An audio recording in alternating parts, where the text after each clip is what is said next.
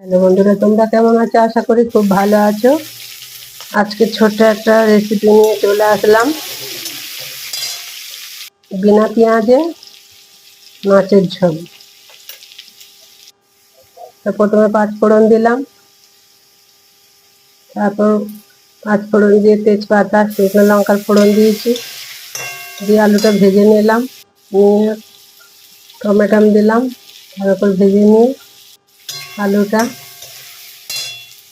তারপর কষতে লাগলাম। তারপর নুন দিলাম, তারপর ঝিঙেটা দিয়ে চাপা দিলাম,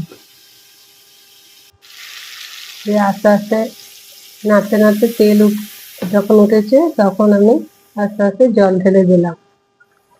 তারপর মাছটা দিয়ে দিলাম, দিয়ে কিছুক্ষণ ফুটলো। তারপরে নামবার আগে আমি জিরে গুঁড়ো দিয়ে দিলাম। এখানে ভিডিওটা শেষ করলাম। ভালো থেকো।